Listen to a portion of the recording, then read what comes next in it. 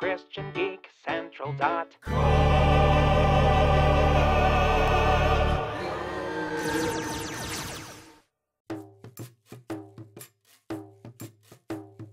Do you like games? I like games. Do you like games too? I like games too.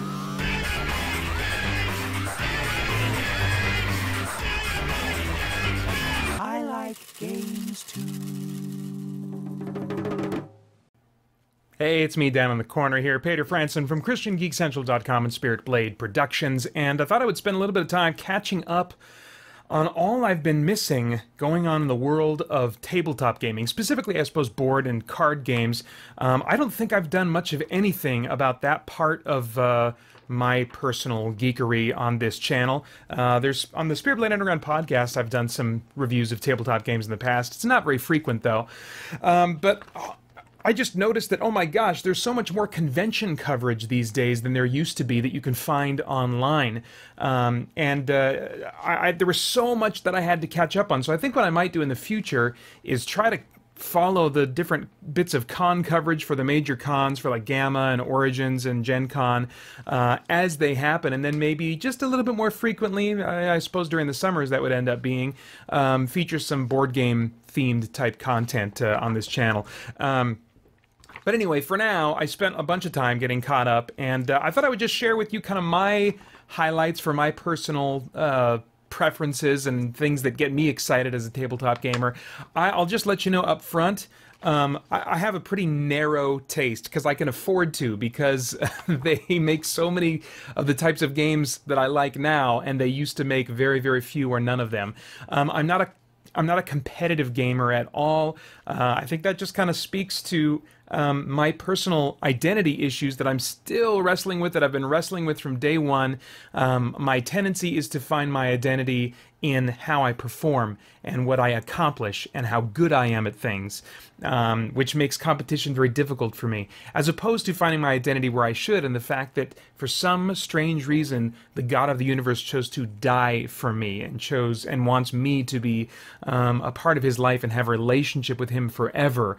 I don't think I will ever understand that, certainly not fully. But anyway, that's just one of my my fleshly hang-ups that I'm slowly working through. I do have a few competitive games, but they're light competitive, like Agricola and Merchants of Venus, or Merchant. Is it Merchant? Merchant, singular. Merchant of Venus.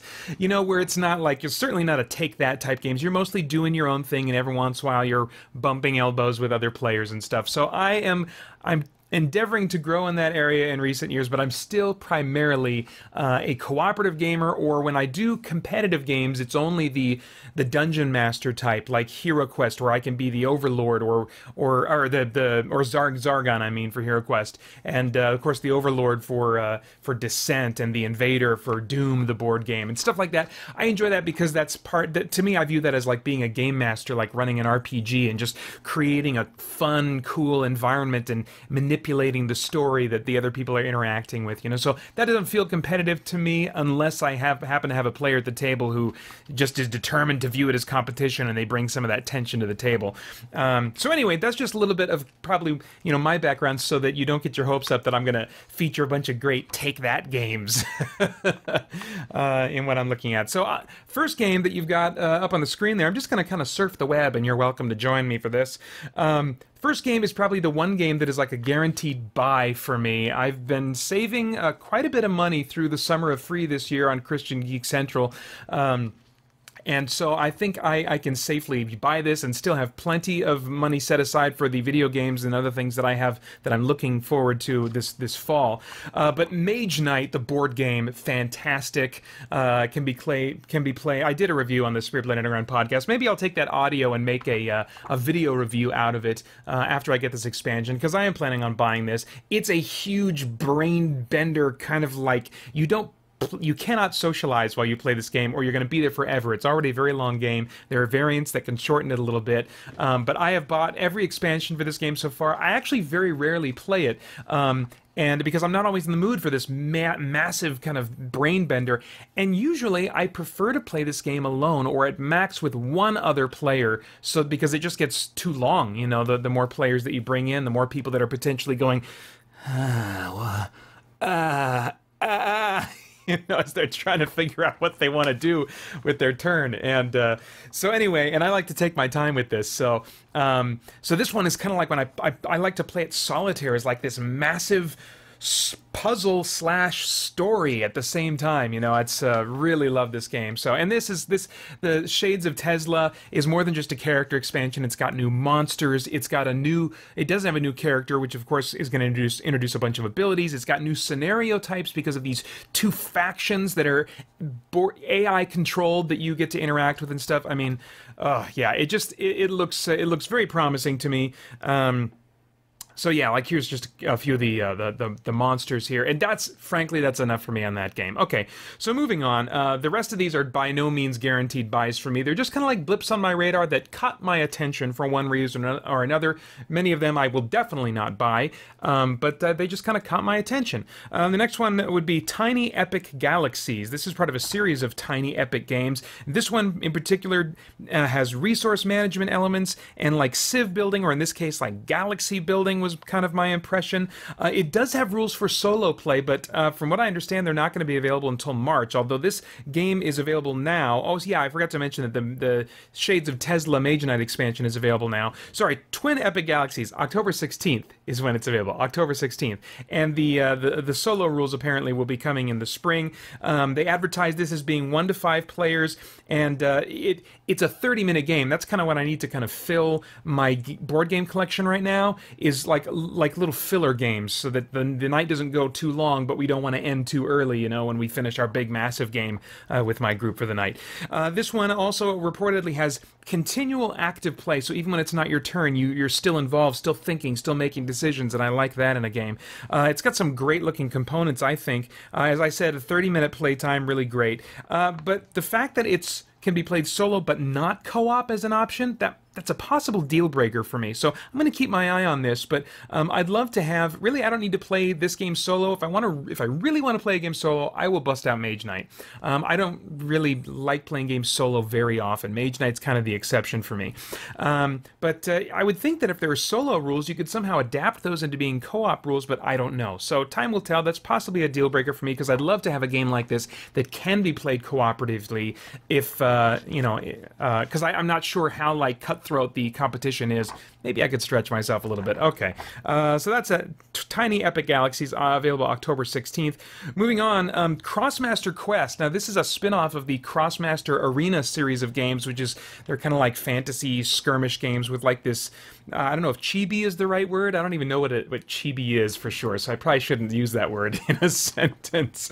But like these little kind of Japanese anime type looking characters, a very lighthearted kind of fantasy combat game that's now been converted into a dungeon crawl. Now this is supposed to be released now. It's supposed to be available right now, but I didn't see anything about it on the website, so I'm not sure what's going on there. But in this game, you can gain experience and use it to unlock abilities and increase your carrying capacity. They mentioned that it's MMO inspired in some ways. I'm not an MMO player. I'm guessing they just mean RPG inspired, because I can't see how a board game would be massively multiplayer. And this one doesn't advertise that it's like 20 players or 1,000 players or whatever, so it's probably just the RPG stuff they were talking about. This was interesting, you kill monsters and get components for crafting magic items. That's a really unique RPG element that I don't think I've ever seen brought into any kind of board game, like a slash RPG type thing, crafting. How interesting is that? Killing monsters, getting their body pieces or bodily chemicals or whatever the crap to make magic items. That's cool. Let's see. It's 30 to 90 minutes in length. The currency in this game is GG, gallons of glory, and that kind of gave me pause for a minute. And sometimes that'll happen in games. Is I'll just kind of have a reflective moment. I'll be like, "Oh, that's interesting. Gallons of glory, that we're competing for glory." And of course, I'm not saying that as a believer, when you enter into a game like this, that's what you're in it for. But it is interesting that you'd be competing for glory, for the most glory. But I suppose at the same time, you could look at any kind of dungeon crawl and say, well, you're trying to get gold and money. It's a very mercenary type of existence. So these are interesting themes. I don't think anyone plays them to kind of live. Well, I don't know. I don't play them to live out the fantasy of like obsessing over possessions. I'm not consciously aware of that, but anyway, I'm going to come back to that kind of thought in a little bit when I talk about a couple other games. But this one's 30 to 90 minutes, which could be good for me. It'd be nice to have a nice, a short dungeon crawl. Again, it's maybe a little bit too long to be a filler if it's going to go as long as 90 minutes, but we'll see. It's got a GM mode where you've got a game master that controls the bad guys and everybody else plays the heroes. It's got a co-op mode where everybody plays the heroes, and it's got a PvP mode. Although they did mention that the cooperative mode requires that the control of the monsters rotates around the table. So to me, I would define that as semi-cooperative, because if everyone gets a turn rotating throughout the game of controlling the bad guys, you can still use that to play somewhat competitively. So for me, if I were to buy this one, I would buy it to play as the game master, not to like do this semi-cooperative thing. All right, so let's see, what do we got next here? Oh yeah, Clockwork Wars. Now this game is definitely not for me because it's about warring against your other players and trying to destroy each other and whatever, and I just wouldn't do well emotionally with that kind of game. It's 2 to 4 players who command a unique race of creatures in an epic war game set in an alternate universe where magic and steam era technology collide. Take control of the calculating purebreeds, the industrious troglodytes, the mighty rhinocs, or the proud mongrels. Your goal is to vanquish your foes and accumulate the most victory points through 7 turns of play. You earn points by fighting for control of territories that contain valuable natural resources. To win these battles, you need manpower gained by seizing villages and developing them into cities. Invest in research and discover astonishing new technologies like golems. Golems, by the way, everybody, not golems. Golems, just a little bit of trivia there. Analytical engines, and the wondrous spire of the gods. Position your troops, research powerful discoveries, employ espionage, and conquer your enemies to win the game. Yeah, definitely not a game for me. What caught my eye about this one was that in the publicity and them talking about it, they talked about how you can research these different things to allow you to manipulate the game environment. And one of those things that you can do quote-unquote research in or develop as part of like a skill tree type thing is a religion category. And I thought, well, that's really interesting. You know, that religion would primarily be seen as a manipulator, and it's not interesting in that you know, that's a new idea. I think that's a lot of what a lot of people think about when they think of religion, and I think some of that is maybe just their own, just kind of like that's just kind of a smokescreen they put up because they've been hurt somehow, or they're just feeling bitter, and so you know that's kind of how they choose to see all of religion, as opposed to looking at each religion or belief system on a case-by-case basis and stuff like that. Some of it is certainly merited from the history of the church and how things have, you know, gone horribly wrong on many occasions. But I think it's interesting that they don't differentiate between what happens between what happens in the I guess well, how am I trying to phrase this? They tend to attach the religion to be the same thing as the belief system. And when, like, for example, with Christianity, when we see things in history going horribly wrong, that's because they were deviating from the text. They were deviating from Scripture and what Scripture teaches, you know, not because they were adhering to it. But anyway, yeah, it's just interesting to see that kind of thinking about religion is so prevalent that they would use that as a game mechanic, as the defining characteristic of that religion, as this kind of like power manipulation tool, you know, without blinking and I don't think it's going to stir up any controversy. It certainly doesn't make me angry. I just think it's interesting to see that that's kind of how we are shifting and how times are changing and how we are seeing religion in broad strokes in America today. Okay, so moving on now. Xenos Shift is the next game. In Xenos Shift Onslaught, a strategic base defense deck builder, players take on the role of the Nortec military charged with defending their base against the onslaught of the alien hive.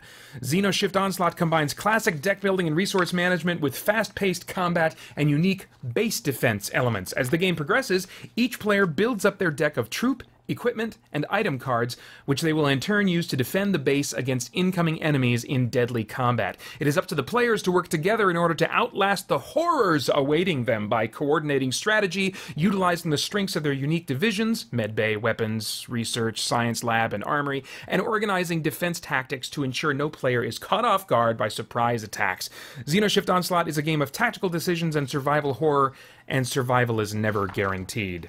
I did forget to mention that Clockwork Wars, by the way, is available now. Xenos Shift Onslaught is also available now. This one is interesting to me because of the co-op element, and I think the art looks really cool, but I don't know, I guess maybe I'm just not in the mood for another deck builder. I think Thunderstone is working really well for me now. I don't feel like I need another deck builder right now. But maybe, I've got a lot of fantasy games, so maybe if I wanted to stretch out, and just kind of like, not stretch out, but stretch myself or anything like that, but just kind of like get a different flavor. I am kind of eyeballing some sci-fi games. I'd like one or two good sci-fi games added to my collection.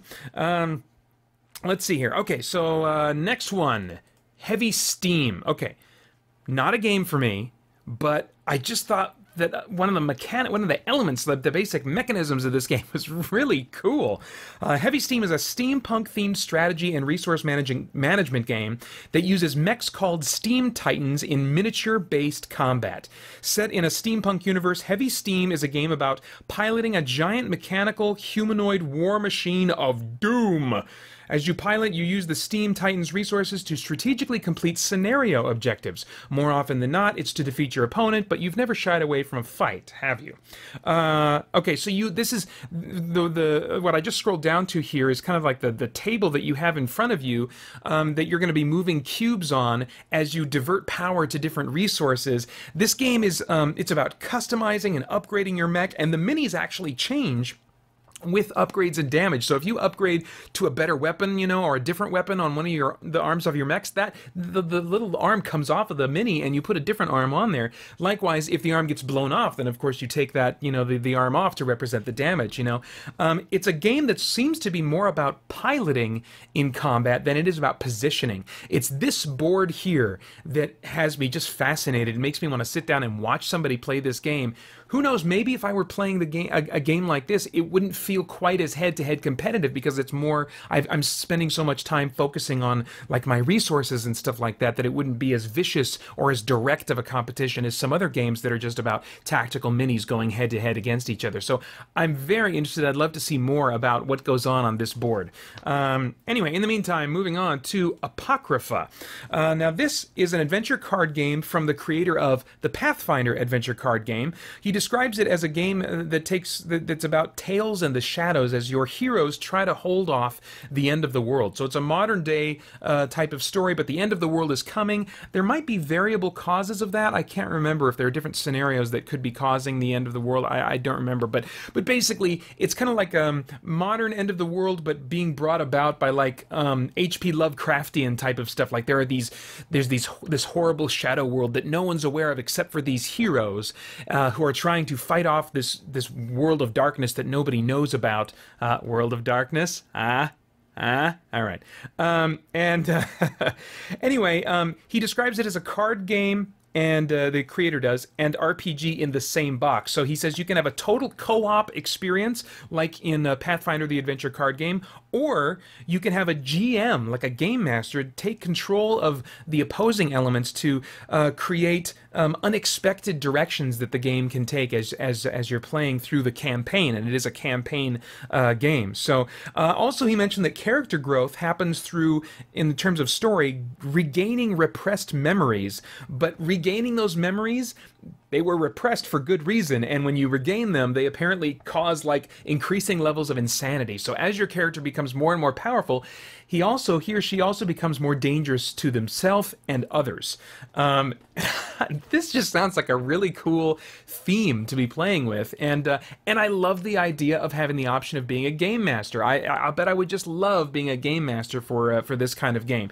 This one's a ways off. It's still in development. The components are not settled on. I mean, you got some images here. I'm not sure if these are final images, but they projected that they're not even going to have something to demo until spring of 2016. So maybe sometime in 2016. This is possibly the most far off item on my list here, but it does have me very, very curious. I'm going to have my eyes on Apocrypha, the adventure card game. Moving on now, Coven. This one is available in October. Solstice approaches. A swirling darkness coalesces in the night sky over a field as you, one of 5 witches, perform incantations incantations to vie for earthly prominence, calling upon 5 goddesses for protection and favor. But which of your fellow witches serve the light and which the dark? Gather information and form alliances, cast hexes and use all your wit and connivance to ensure your dominance. Serve your goddesses well, and they will reward you above their other followers as they cast down those who dare to oppose them. Coven is a game of secret alignments for 3 to 5 players, in which each player represents a witch serving either the darkness or the light. Not only is your starting alignment a secret, but each of the 5 non-player goddesses has an unknown alignment as well. Deducing which goddesses and which other players share your alignment will make your strategy clear and victory easier to achieve, but not guaranteed by any means. What's interesting about this is that the tone of it and the visual elements are borrowing from real-world forms of witchcraft, in addition to other elements that are more fantastical. If I could get somewhere around here, I probably can't here, but there's some other promotional images for this game that show, like this one might be a good example, a little bit more of like a typical kind of like fantastical looking type of witch as opposed to more of a real world witch. And so, oops, let's see here. But anyway, it's just interesting. I think it goes to show how mainstream and accepted practices like Wicca have become. You know, I don't think this is a game that's going to stir up any controversy any more than what was that game? The War something. I can't. Clockwork Wars.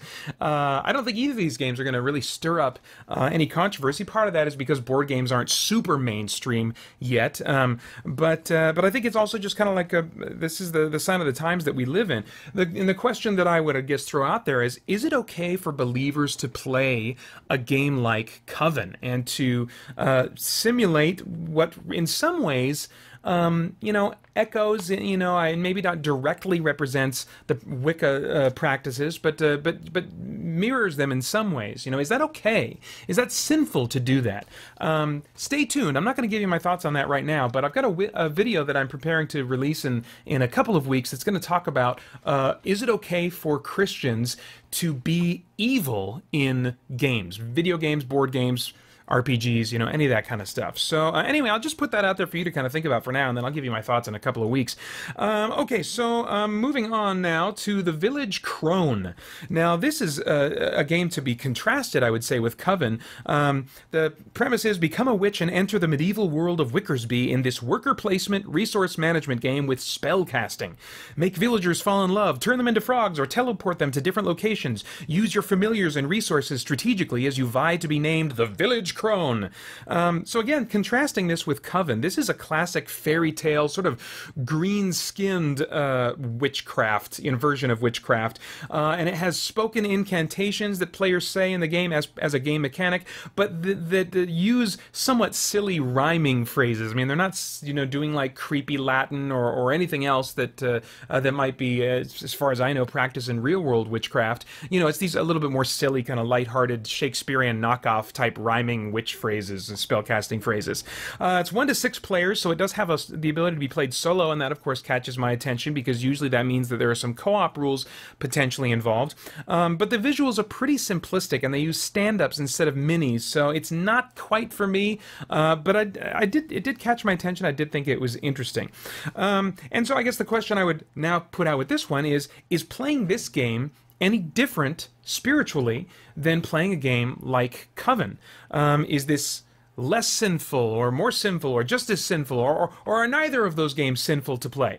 So anyway, again, stay tuned in a couple weeks for my video on being evil in games. All right, next game, Space Cadets Away Missions, is a cooperative, scenario-based, tactical action game for 1 to 6 players set during the bygone golden age of science fiction. In this game, the third standalone title in the Space Cadets franchise of cooperative/team space-themed games from Stronghold Games, players take on the roles of adventurous human spacemen who explore UFOs, acquire alien technology, and fight hostile extraterrestrials.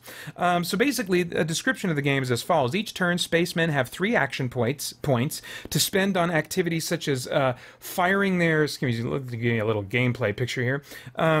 So they got these 3 action points to spend on activities such as firing their atomic rifles, analyzing exotic equipment, or subduing the malicious brain in a jar. When the spacemen are finished, the aliens take their turns by following simple movement and combat protocols. So it's all programmed. It's all co-op, and the bad guys are all programmed. 7 types of hostile aliens threaten the players, from the repulsive mind leeches to the rampaging Titanic sentinels. Space Cadets Away Missions contains 20 scenarios linked in a campaign story arc. That catches my attention for sure, as well as the cooperative side of things. Each mission features various combinations of aliens, different spaceships, and numerous mission objectives for the players to achieve. Hexagonal, or is it hexagonal? I'm going to say hexagonal. That sounds better for some reason. Hexagonal map tiles are arranged to form the locations such as flying saucers, rocket ships, space stations, etc. Cooperation, tactical planning, and some degree of luck are essential if the spacemen hope to overcome the relentless horde of little green men. This game has varying roles and varying abilities, like one person's the captain, one person's something else or whatever. There are different activities like scanning rooms before entering them, collecting DNA samples from aliens. So this is far more than just like a go in and smoke all the aliens type of game. It sounds like there are probably scenarios like that, but a lot of the scenarios it sounds like you're going in and like maybe you have to fight the aliens, but you don't want to completely disintegrate them because you want a DNA sample. Or maybe you're trying to avoid the aliens and just try to get their tech and then get off and, you know, and blast your way back to your ship, you know, in your little, what do you call those things? The little minivans from Star Trek The Next Generation the shuttles. I used to think of them as minivans because I was in high school when Next Generation was on, and my parents had a minivan, and I always felt like, yeah, I'm driving in a shuttlecraft. And I even had like the sound effects CD from Star Trek Generations, and I would like play those sound effects with my buddies in the car while we were driving around. Good times. Okay. So anyway, this one, it looks very promising as far as like the variable missions and the potential growth of characters. I can't remember if that was specifically mentioned, but you've got this overarching campaign. That's all very fascinating to me. So anyway, Space Cadets Away Missions, and that one, when is that coming? September 2015.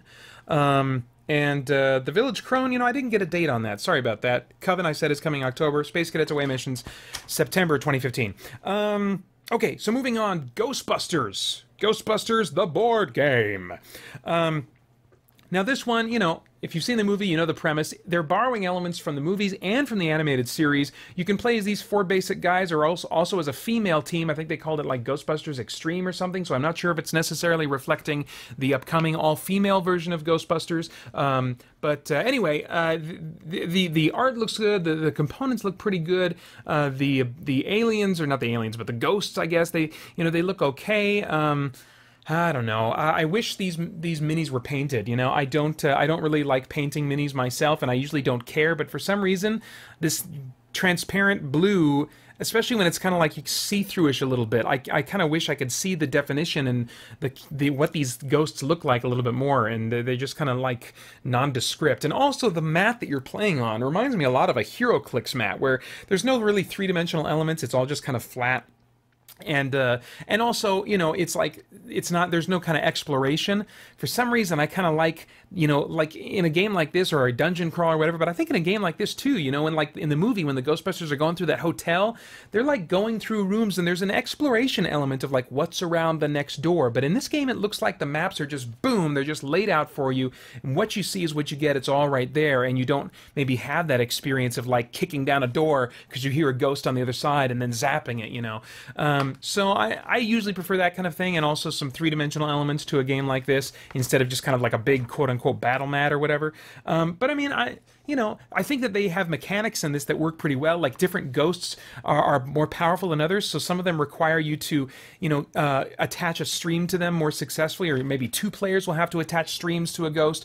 For some ghosts, just 1 stream is enough, and then you can trap them, you know. So they're definitely, you know, evoking the subject matter well, I think, with the mechanics. I just wish that the presentation was a little bit different, maybe a little bit stronger. All right, and then finally, Dungeon Saga The Dwarf King's Quest. Oh, and Ghostbusters, sorry. October 2015 is when that's coming out. Dungeon Saga. The Dwarf King's Quest. This one's supposed to come out in August, but I haven't seen it on Amazon yet. I didn't see it at Cool Stuff Inc. yet, so I don't know what's going on right now.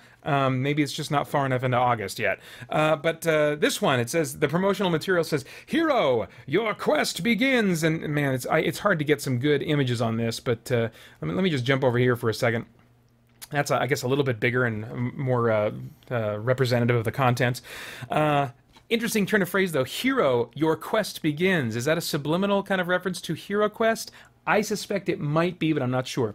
Embark on a fantasy adventure for up to 5 players with the Dungeon Saga board game. With highly detailed game pieces and learn as you play rules, this set contains everything you need to transform your tabletop into a deep and immersive world of heroes and monsters. Play a single game in just 30 minutes. Whoa. Or combine the carefully composed adventures for countless hours of classic quest gameplay.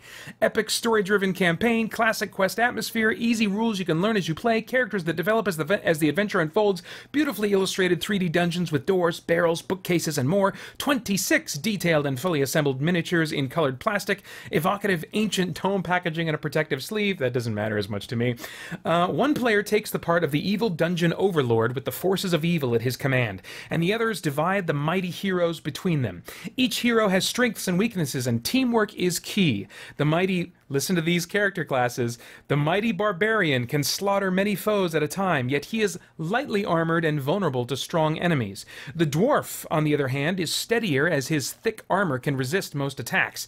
The elf is not as skilled a fighter as either of these, instead preferring to stay at a distance where her finely honed archery skills can best be used. Finally, there is the wizard. The others may laugh at his lack of fighting skill, yet it is often his magic that carries the day. Let's be clear on that point. If the others can keep him alive, that is.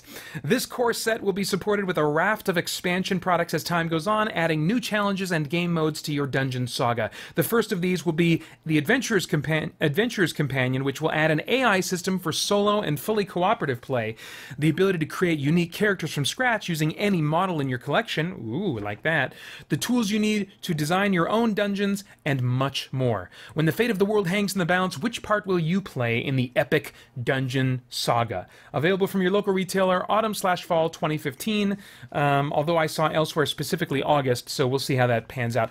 Holy crap, there is way too little available to see on this game. I mean, I can't blow up these images any bigger than this, but you can kind of get just a little bit of sense of the components. The tiles look fantastic. Let me see if I can get this one going on here. Yeah, man, the artwork on these is really nice. And I mean, it looks like all the other components and stuff, you know, the cards all look really nice as well.